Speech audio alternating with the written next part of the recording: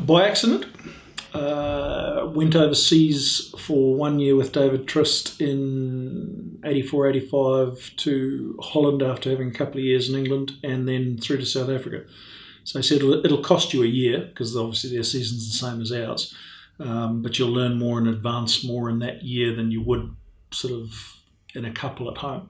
So I went across in 85 and came back in 2002 married with children.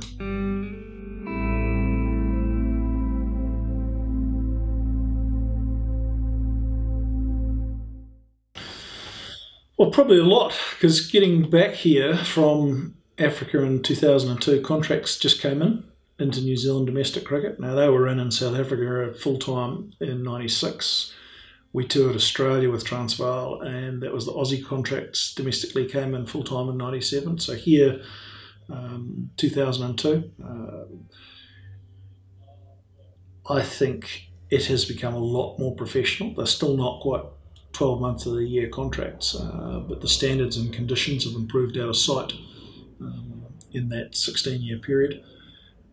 We've basically seen guys that have played for a lot for Auckland finish and go on, and another group of black caps completely come through. So there were two, I think, or three when I first started, which were Mark Richardson, Lou Vincent, and Matt Horn was in that group as well. Through now to Guptill, who's under 14 and played all through our age group sides, Colin Munro, Colin de Grandhome, Mitch, Lockie Ferguson, Jeet Raval. So, it's been a couple of generations, I suppose, when you look at 16 years out of it.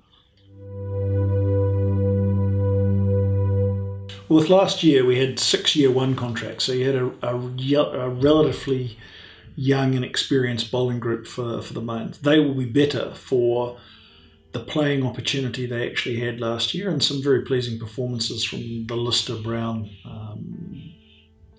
Ferns, that group of young seamers.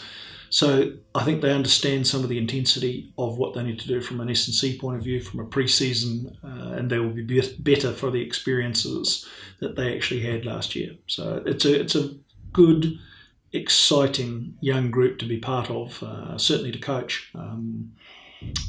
They will be better for that, and hopefully you guys continue to improve, continue to advance. That's what you're looking for.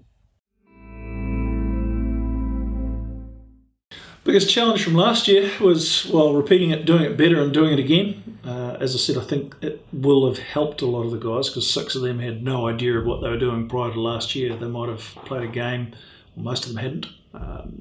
But to have a good pre-season, to have had the understanding of what I actually need to get done, the consistency, how to build up pressure and dot balls in 4-day cricket, change that through to go to the 50-over competition, and then back into T20. That's the two biggest things I've seen that's changed cricket, certainly in my grown-up lifetime, as Packer in 78, with how it went full-time professional for the group of them in T20 cricket. I think you adapt, and that's been the beauty of T20 cricket. You have to move on simply because you've either got back-to-back games, far more than you used to. You don't expect to see your internationals, so if they turn up, it's actually a bit of a bonus. There are going to be injuries over the course of the year, and full credit to the physio and S&C last year. We got through without having any of our year one young guys injured for any major period of time over the course of the season. That's a massive win. So that's certainly much part of it. Is I think you need to review and learn from things that you got wrong in that game or in that particular format you were playing, and then park it and move on to the next one. The clearer and more compact that you can be on that, the better you'll go.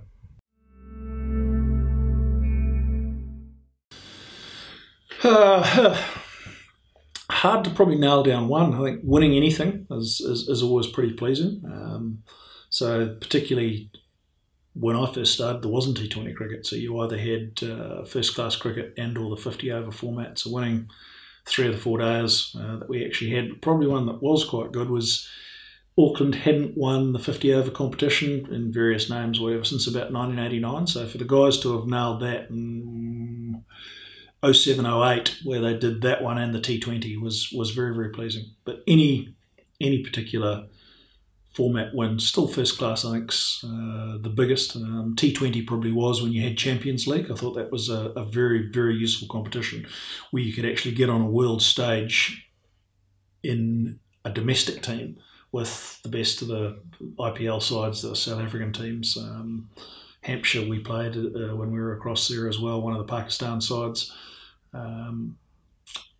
So anything that's gone well, and then seeing players advance. So as I said, Guptill from a 14-year-old to get through all our age group sides, to get into an Auckland team, to make a New Zealand team, and then to be some of the world's best, particularly in white ball cricket. It's been just nice to be part of it, and a little bit of a glimpse.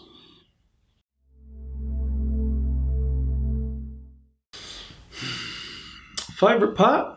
Probably seeing players improve, advance, go well, play international cricket. That's why you're part of it. I'm very lucky that you do something that you're actually half okay at and enjoy doing. That's a bonus for a start of it. But to see guys improve and to see the success that they have and to see them grow up, get married. Like one of the years we had no one married. By the end of my term and that, I think all of them were married with kids and bits and pieces. So it's just different dimensions through here. It's a very, very special thing to be part of. Eden Park's very special in and around for the Aces. And yeah, just nice seeing success in their life and in their cricket.